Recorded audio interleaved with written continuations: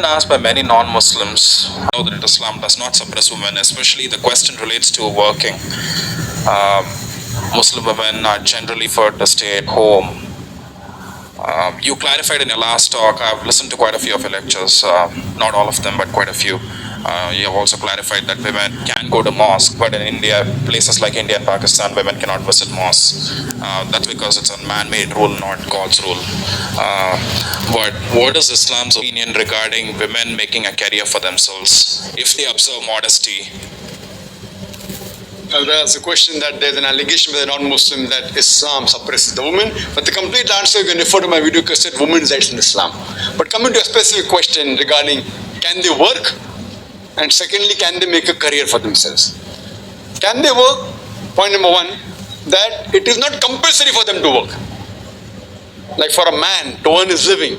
In Islam, before a woman is married, it's the duty of her father and a brother. And after she's married, it is the duty of the husband and the son to look after lodging, boarding, clothing and all financial aspects. So the financial burden in Islam is put on the shoulders of the man. She need not work. But if she wants to work willingly, she can. But if she says, I don't want to work, the husband can't force her. Men and women are equal in Islam, but equality doesn't mean identicality. Tomorrow a man says, I want to give birth to a child, I want to conceive. Well, you cannot conceive. Right? I want to conceive. No, you cannot conceive. Certain things are optional. Certain things haram. Certain things fard, compulsory, certain things preferable. So it depends. So similarly, depending upon the physiological makeup, the biological makeup, the roles of male and female are different. So the financial burden is put on the shoulders of the men. But yet the women can work if they want to work. If both the ends don't meet, and if she feels she wants to work, or if she wants to work for any other reason, she can work, but it should be within the purview of the Islamic Sharia. Within the modesty level, she should wear hijab. Fine, there should be segregation of the sexes, not intermingling of the sexes. Segregation or not segregation of sexes. For example, you can't have that a lady wants to become a secretary of the boss, and the boss is sitting in a closed room, in the cabin, and dictating, and the secretary is typing. Our beloved Prophet said, if man and woman are alone, foreign men and women are alone in a room, the third person is the devil. And that's the reason we read in the newspaper. What happened many a time? What happened with the boss and the secretary? Many a time the boss tells the secretary, why don't you stay a bit late? I've got some extra work. And you know what happens after that? I don't tell that. That's the reason you see. So, it is natural. If you're alone in the room once, twice, thrice, whether the secretary is beautiful or not. So therefore Islam says segregation of sexes. Segregation of sexes, brother. That if she's working, she should wear the hijab, but natural. And segregation of sexes means separate area for the gents, separate for women. Not that man and woman cannot talk. When required, they can talk, but not in a closed room. They can talk, not they can't. But when required, not unnecessary higgling, hanging like in the office, you find reduces the movie or how you find this and unnecessary gossiping, and then what happens later on. So in Islam, a woman can work, but it should be a work which is within the purview of the Islamic Sharia. She can very well do pottery, she can do weaving, she can do knitting, she can become a gynecologist, she can become a teacher. She can do business also. Why not? My sister Masha, both my sisters are doing very good business. One of my sisters running a factory, separate section for the ladies, separate for gents. She handles the ladies section, brother handles the gents section. What's the problem? MD, managing director. Other sister is doing exports, no problem. But within the purview of the Islamic Sharia, no problem. But she need not work if she wants, she can. She can't do dancing.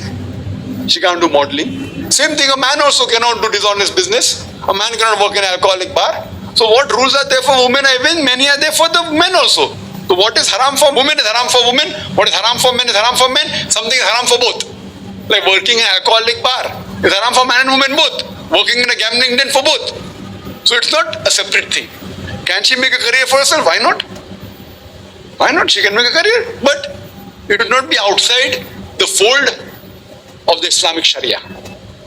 The reason is because her main responsibility, because she's a woman, is that of a mother, is that of a wife.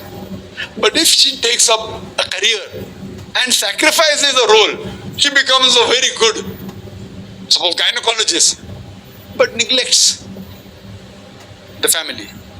Some career she does. but neglects, doesn't be a good mother, doesn't be a good wife. So she's losing. Because the reward that a person gets for becoming a mother is far superior. That's the reason our beloved Prophet said that paradise lies beneath the feet of the mother.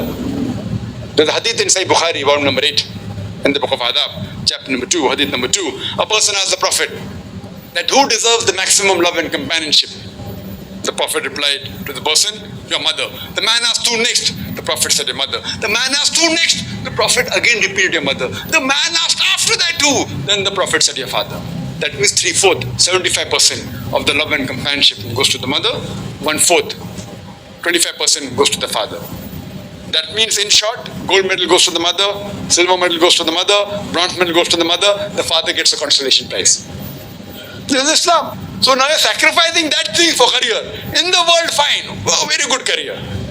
Even if it is Islamic, I'm not talking about the haram career like modeling and actress and everything. But even the halal career, if I sacrifice what is required of being a good mother, of being a good wife, these are important. You want to be a good mother, you can never be. You and I, we cannot be. We will give a mountain of gold, we cannot be. Whatever we try. So imagine what has been given to her. She's losing that. What role is for us? Is for us.